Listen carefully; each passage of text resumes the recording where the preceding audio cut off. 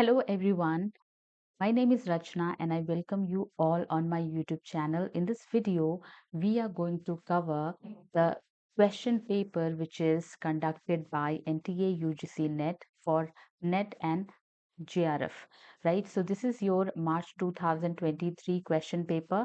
तो इसको आज हम सभी लोग सॉल्व करने वाले हैं। मैं आप लोगों के साथ इसको सॉल्व करने वाली हूँ।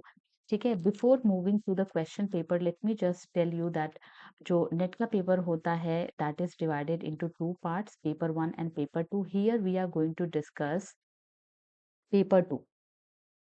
Alright, so let's start with our first question. तो पहला क्वेश्चन क्या कह रहा है यहाँ पर? When nature prompted and no law denied promiscuous use of concubine and bride, then Israel's monarch, after heaven's own heart, his vigorous warmth did variously impart to wives and slaves. So ये the very first thing कि it is written by whom? So this is written by Dryden. And जो इस poem की lines हैं, okay, here it is saying from which poem are these lines taken? तो इसको लिया गया है Absalom and Achitophel, a poem से. This was published in 1600, just a second, 1681 में इसको पब्लिश किया गया था. और ये क्या था? ये एक finest political satire in heroic couplet है. All right, and let's look at our next question, question number 2. And it is saying which of the following poem is written by Oliver Goldsmith? कौन सा work Oliver Goldsmith ने लिखा है? A, option A says a deserted village, B, a deserted villa, C, the deserted village, D, a deserted city. The correct answer for this is the deserted village. और ये जो है immigration to America ये दिखाता है. This was published इन 1770 में. Question number 3 है Tribute to Papa is a book of poem written by whom? Kamala Das, Mamta Kalia, Suniti Namjoshi, Meena Alexander. For this question the correct answer is B, Mamta Kalia. और इसका जो ट्रिब्यूट टू पापा है ये क्या शो करता है? It shows the hardships of a woman in patriarchal society. Question number 4. Which of the following poems is not written by Sylvia Plath? Lady Lazarus, Daddy, Ariel, To Ariel. The correct answer for this question is To Ariel. ये Sylvia Plath ने नहीं लिखा है. Apart from To Ariel, all the works are written by Sylvia Plath. Next question है Robert Burns was born in which country? A, Scotland, B, England, C, Ireland और D, America. ठीक है, the correct answer for this question is Scotland. Robert burn को ही बोला जाता है national poet of Scotland. तो do remember that thing. ठीक है, क्वेश्चन नंबर 6 है and it says who among the following characters personifies necessity in P.B. Shelley's Prometheus Unbound? Option number A, Prometheus, B, Demogorgon, C, Jove and Zeus. तो इसका जो correct answer है that is Demogorgon. Reason क्या है? Because he represent unstoppable force of fate and destiny. और दूसरा जो है जो ये पर्सोनिफाई करते हैं he brings freedom and victory. Next हम क्वेश्चन देखते हैं, question number 7. And it says who among the following after watching the performance of William Shakespeare's play A Midsummer Night's Dream observed that it is the most insipid, ridiculous play that I ever saw in my life. So who says that? John Evelyn, Samuel Pepys, John Dryden और Robert Greene. ठीक है, तो the correct answer for this question is Samuel Pepys ने बोला था. He was a diarist if you remember. जो ये work है मिडसमर नाइट्स ड्रीम का, इसकी सेटिंग जो है एथेंस की है. और इसके अंदर इस पर्टिकुलर प्ले के अंदर जो डांसिंग थी और जो हैंडसम वुमेन थे वो all these things are liked by Samuel Pepys. इन्होंने इसको मेंशन किया है. क्वेश्चन नंबर 8 है name the playwright who wrote the play Epicoene और द साइलेंट वुमन। तो ये किसने लिखा है? William Congreve, option A. Option B है Thomas Kyd, C Ben Jonson, या फिर डी थॉमस फर्क्यूहर। तो correct answer for this question is your Ben Jonson. Ben Jonson ने लिखा है, और जो साइलेंट वुमन है इसी का अनदर नेम है एपिसियन। ये एक प्योरली एंटायरली प्रोज वर्क है, और इसको एपिसीन नाम से भी जाना जाता है। ठीक है, तो दैट इज APICENA। तो ये क्या है? ये एक कॉमेडी, इट्स अ कॉमेडी।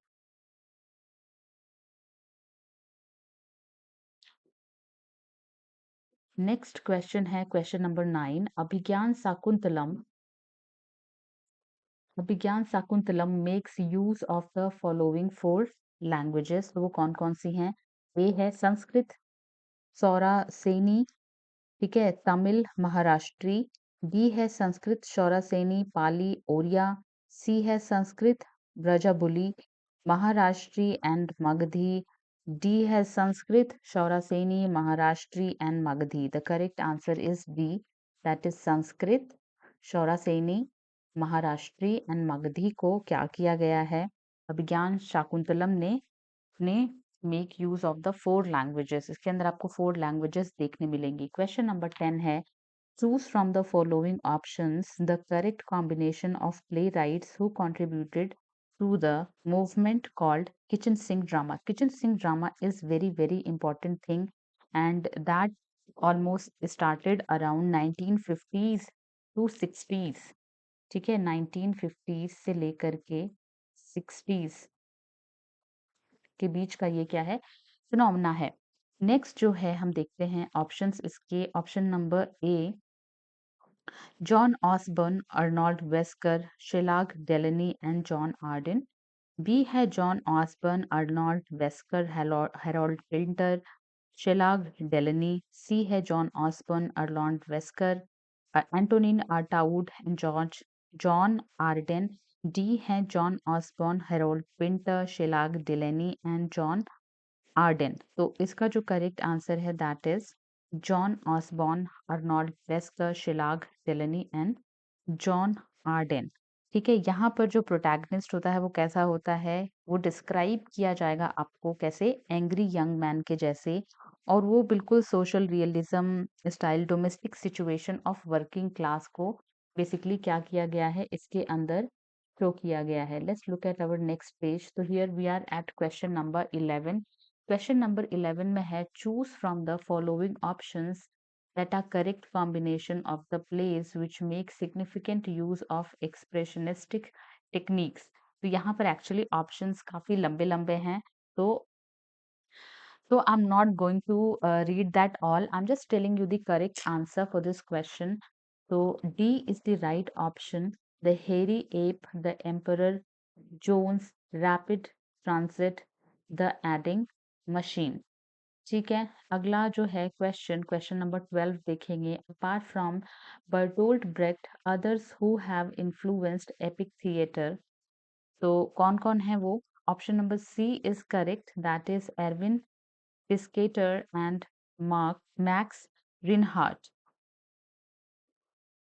और ये जो बर्टोल्ट ब्रेक्ट ने जो अपना एपिक थिएटर दिया था that was in early 20th century.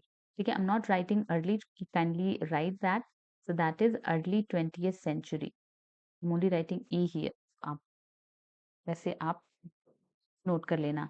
ठीक है, क्वेश्चन नंबर 13 है the theological treatise ecclesiastical polity was written by whom? Richard Hakluyt, Francis Bacon, Raphael Holinshed, या फिर Richard Hooker. Correct answer is Richard Hooker.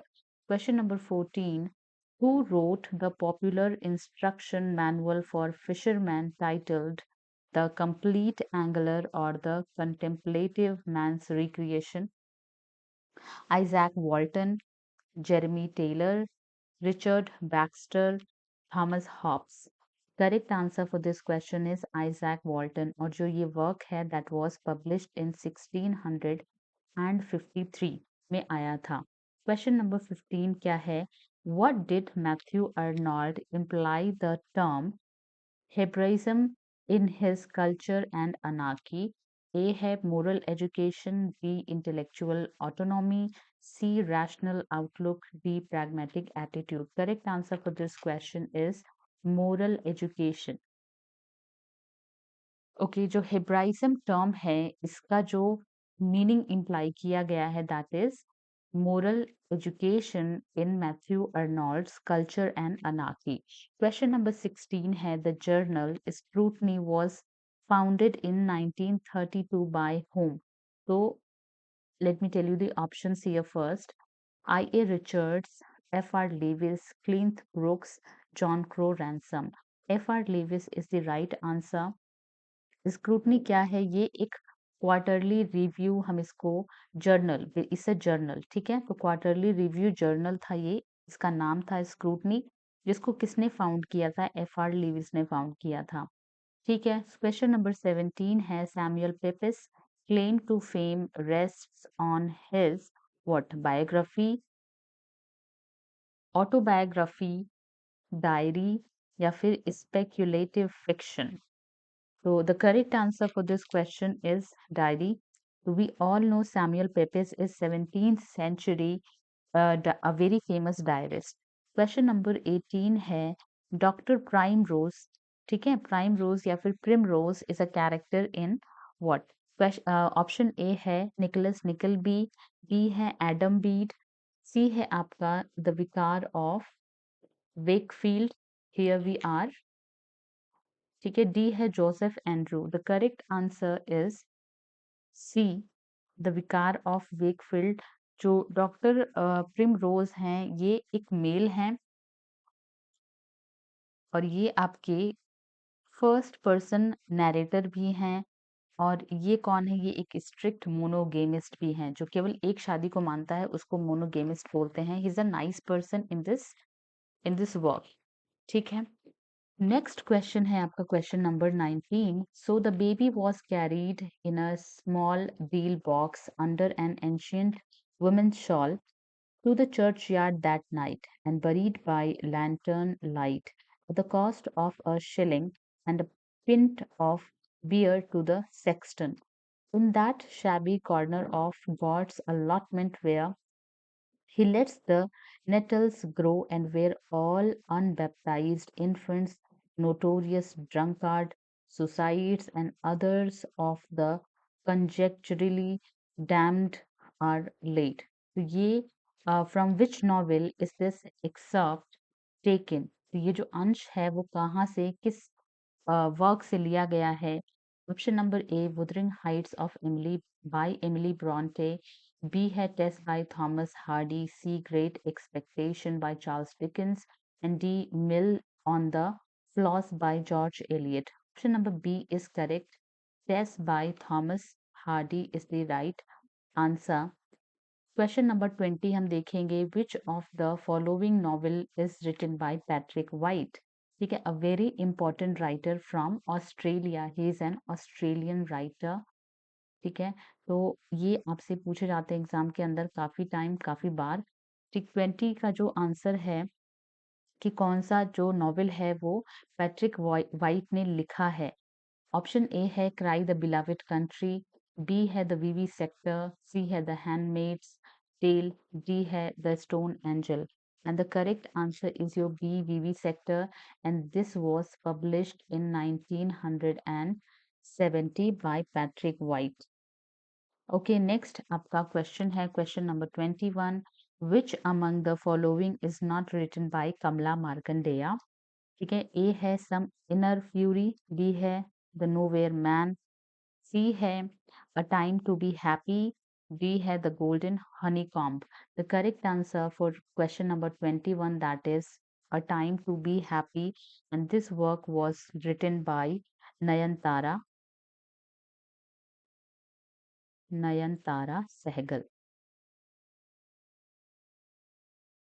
Okay, और जो बाकी works हैं some inner fury, the nowhere man, the golden honeycomb, all are written by Kamala Markandeya.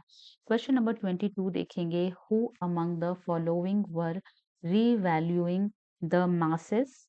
as sources and subjects of literature. ठीक है, this is a question from your cultural studies.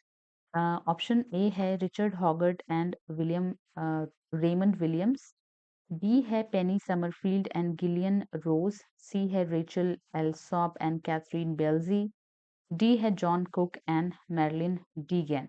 Option number A is the right one. ठीक है, तो the masses के लिए sources and subject of literature कौन revalue कर रहा है? Richard Hoggart and Raymond Williams. 23 question है आपका. Who among the following theorists have written on narrative empathy? A Michael Ryan, B Suzanne Keen, C Toni Morrison, D Sara Ahmed. Option number B is right, Suzanne Keen. Okay, 24 है the science that systematically studies the function of science is known as what? Semantics, scriptoria, seismography या फिर सीमियोलॉजी. ठीक है, सीमियोलॉजी भी इसको पढ़ते हैं. तो ऑप्शन नंबर डी, क्योंकि ये क्या कर रहा है, ये साइन के साथ. ठीक है, इफ यू रिमेम्बर जो फर्डिनांड दी सॉशोर हैं, ही वाज सिमियोटिशियन. ठीक है, तो इसका जो करेक्ट आंसर है वो हो जाता है सीमियोलॉजी. राइट, नेक्स्ट क्वेश्चन हम आगे देखते हैं. Okay, question number 25. Who among the following first framed a theory of general hermeneutics?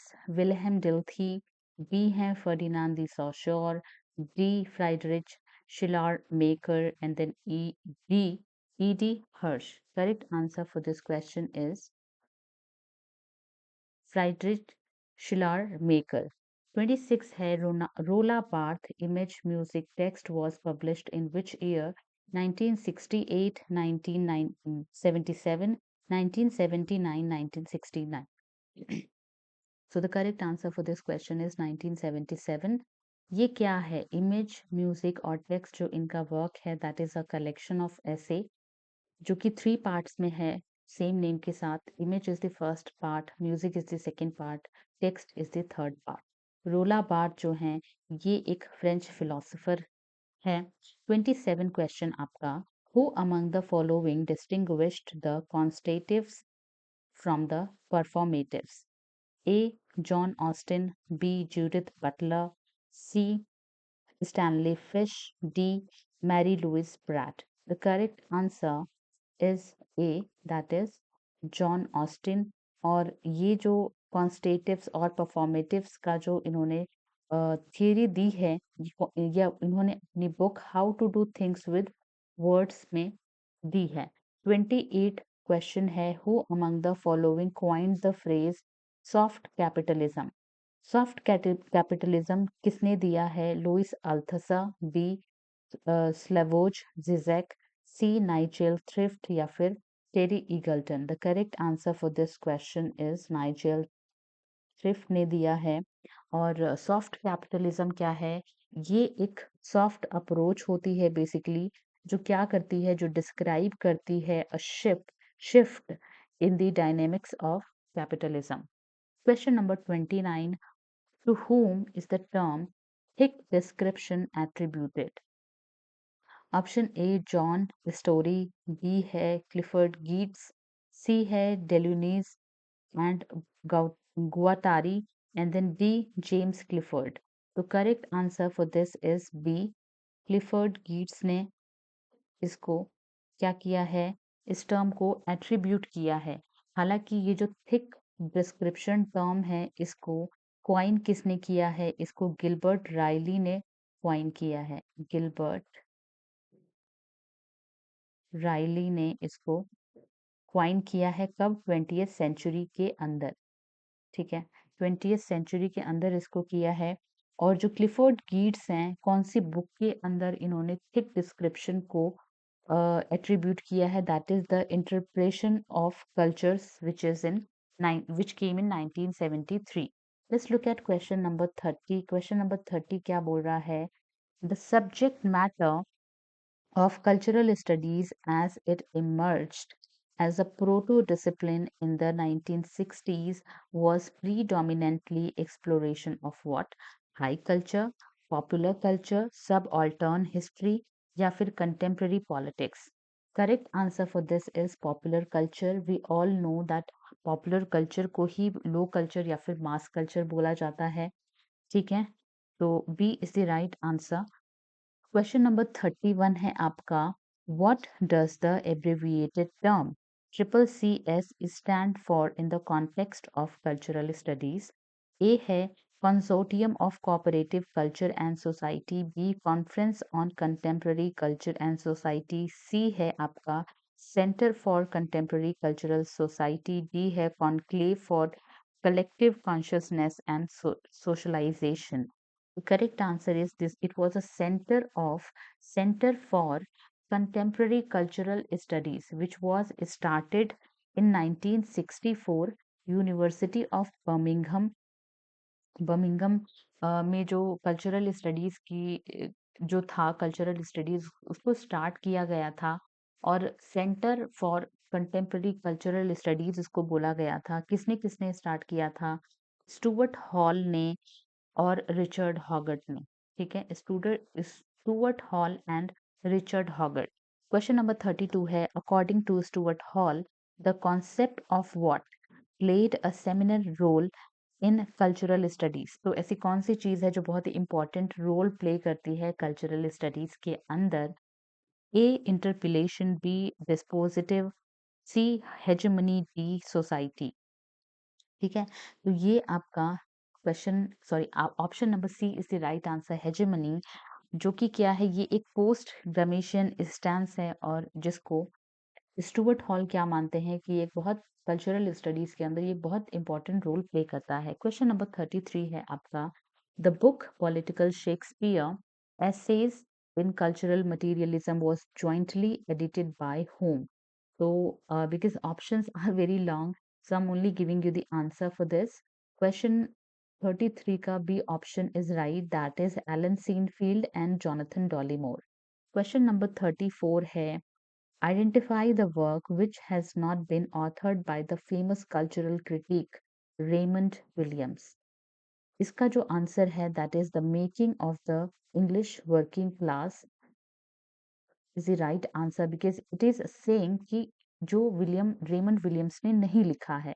Raymond William ने कौन कौन से वर्क्स को लिखा है? The country and the city, culture and society, modern tragedy. The making of the English working class ये लिखा गया है बाय ईपी थॉमसन के द्वारा. इसको लिखा है ईपी थॉमसन ने. This was published in 1963.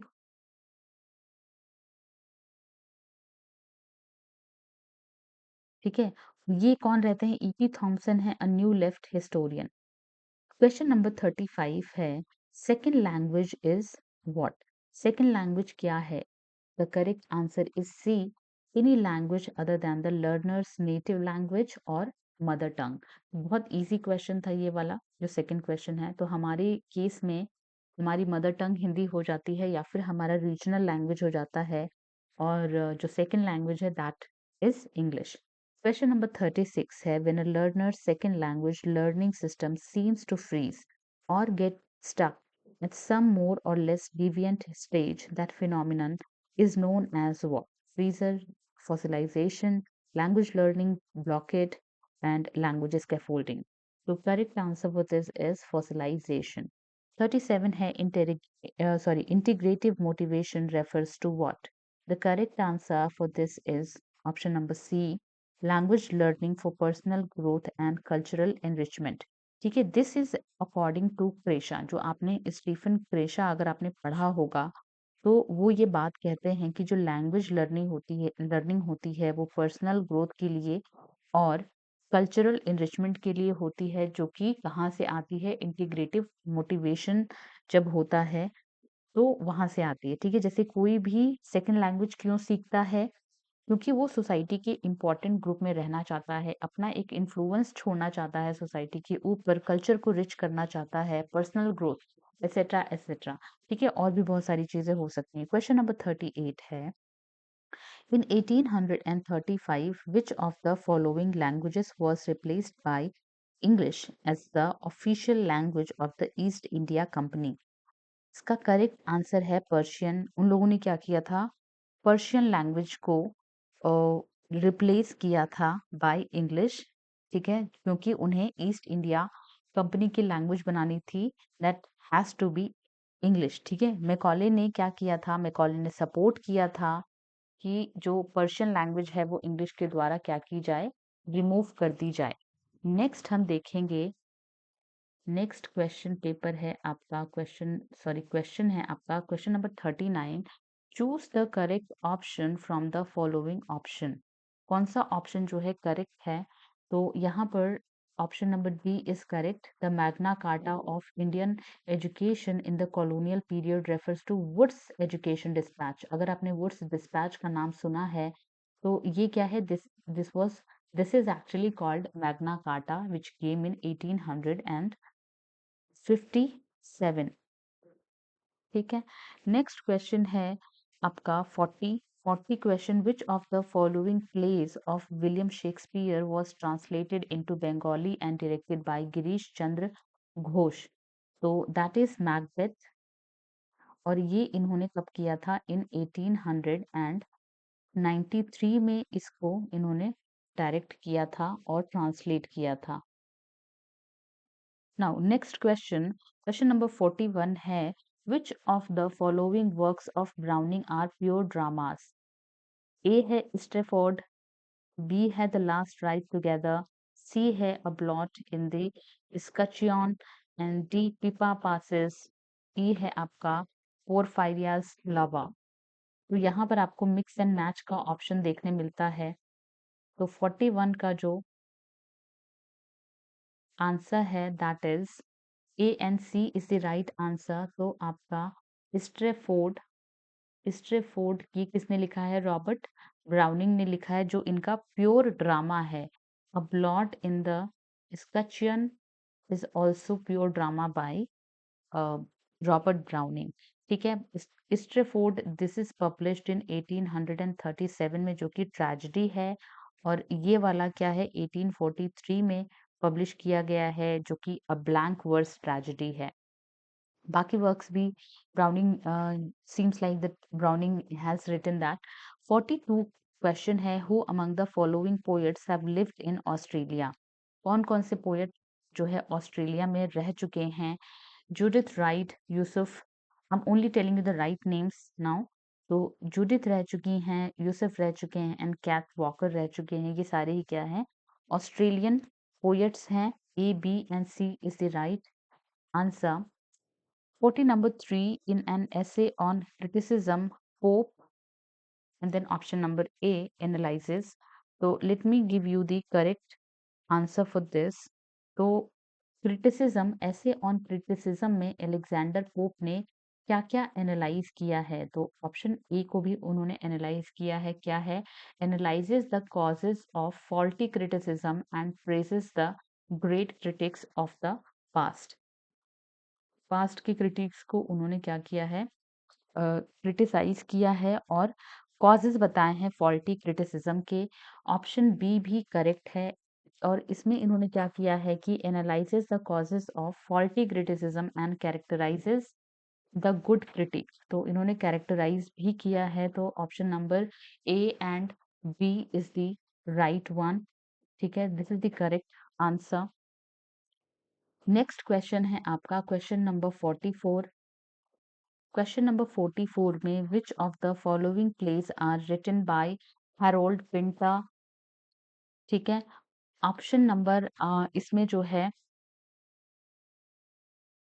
Option है इसमें फैमिली वॉइस आपका राइट है, सी है the room, and no man's land, no man's land. ठीक है, family voices is written by Harold Pinter, the room is written by Harold Pinter, no man's land is written by Harold Pinter. So your option number A, C and D is the right answer.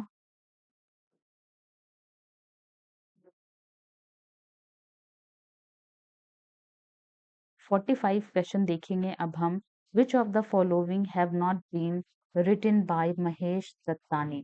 ठीक है, इस कौन से work को महेश दत्तानी ने नहीं लिखा है। Only I am giving you the right answer here. तो B and D is written by is not written by Mahesh Dattani. ठीक है, B and D is not written by Mahesh Dattani. Mahesh Dattani ने कौन कौन से फिर वर्क्स लिखे हैं। Dance like a man, one a muggy night in Mumbai, bravely fought the queen. अब जो ऑप्शन नहीं है उनको देख लेते हैं। Fire and the rain is written by Girish Karnad. I hope you are aware कि हु इज गिरीश कर्नाड। बहुत इंपॉर्टेंट पर्सनालिटी हैं, ये हमारी मूवीज के अंदर भी आते हैं, बॉलीवुड मूवीज में। But the sad part he is no more. और torch of brightness is written by Pratap Sharma. ठीक है, प्रताप शर्मा ने इसको लिखा है। His name is Pratap Sharma only, not Pratap. ठीक है, B and D is the right because यहाँ पर नॉट पूछा गया है आपसे। क्वेश्चन नंबर 46 है, name the drama which fall with in the category. आपको वो ड्रामा बताना है जो कौन सी कैटेगरी में फॉल कर रहा है। थिएटर ऑफ द एब्सर्ड की कैटेगरी में फॉल कर रहा है। तो कौन कौन सा है। The birthday party.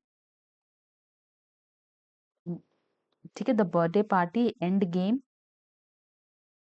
और आपका द राइनोसेरस। ठीक है, राइनोसेरोस जो है, ये तीनों वर्क आपकी थिएटर ऑफ एब्सर्ड को की कैटेगरी को बिलोंग करते हैं। The birthday party came in 1959, that was written by Harold Winter. Endgame जो है वो सैमुअल बेकेट ने लिखा है। राइनोसेरोस जो है यूजीन आइनेस्को ने लिखा है। थिएटर ऑफ एब्सर्ड जो है इसको दिया गया था बाय मार्टिन एस्लिन के द्वारा। ठीक है, तो we will be doing today till question number 50। Question number 50 तक हम करेंगे, उसके बाद नेक्स्ट जो है, because the video is going to be very very long, तो I will be doing the second part also, उसमें हम नेक्स्ट 50 का सेट कर लेंगे। ठीक है, तो do watch both the videos and also like and subscribe my channel so that I can upload and give you the uh, best of my knowledge and my endeavor। 47 question देखेंगे। which of the following playwrights have been correctly match with their work। ठीक है, तो कौन कौन से जो writer हैं वो मैच कर रहे हैं अपने वर्क के साथ। तो करेक्ट इसमें हम देख लेते हैं बेन जॉनसन का वोलपोल और द फॉक्स इज मैचिंग। ये बेन जॉनसन ने लिखा है। दैट केम इन 1605, 1605 में ये पब्लिश हुआ है। और ये क्या है, ये कॉमेडी है by Ben Jonson, Volpone. C B है आपका एफ्रा बेन का the Dutch lover, that came in 1673 में आया था, और ये भी क्या है, ये भी एक कॉमेडी है। ई ऑप्शन है रिचर्ड शेरिडैन, ये स्कूल ऑफ स्कैंडल इन्होंने लिखा है, and this belongs to comedy of manners, and that was published in 1777। और जो डी ऑप्शन है that is right, so B D and E. Fine. Question number 48 है, choose the plays written by Lord Byron. Lord Byron ने कौन सा इसमें से play लिखा है। तो that is Sardanapalus, Cain, the two Foscari and historical tragedy. तो ए, सी एंड डी। तो सरडाना पेलस हैज कम 1821 में ये आया है, ये भी एक ब्लैंक वर्स ट्रेजेडी है। केन 1821 में आया है, ये एक क्लोसेट ड्रामा है। और ये वाला भी आपका 1821 में आया है। ठीक है, और A, C and D is the right answer. Question number 49 देखेंगे। John Bunyan authored the following. तो इसमें से कौन कौन सा है, इन्होंने कौन कौन सा ऑथर किया है जॉन बनियन ने। तो the pilgrim progress, very very famous. Grace abounding किया है, और इन्होंने किया है the holy war. Holy war when it came 1678 में द पिलग्रिम्स प्रोग्रेस आया था। 1666 में द ग्रेस अबाउंडिंग आया है, और 1682 में द होली वॉर आया है। Hence your D option, A, B and D is the right one. Next question है 50. Which of the following works have been authored by Thomas E. Quincy? So let me give you the correct answer for this. That is A. Confessions of an English opium eater that came in 1821 में, और इसको लिखा था, this is an autobiographical novel by Thomas De Quincey. Autobiography इन्होंने लिखी है that came in 1853, और Suspiria दी प्रोफाउंडिस 1845 में ये आया है। ठीक है, तो आपका A, C and D is the right answer. A, D and E, A, D and E, C is the right one. ठीक है, तो क्वेश्चन नंबर 50 तक हमने इस वाले वीडियो के अंदर कर लिया है, इस वाले लेक्चर कह सकते हैं सेशन के अंदर हमने कर लिया है। नेक्स्ट जो है पार्ट 2 भी I am going to upload soon. उसको करने के बाद so that you can refer both the videos and you can prepare well. ठीक है, all the best everyone for your exam, and I'll see you again in my next video. Thank you for watching. Bye.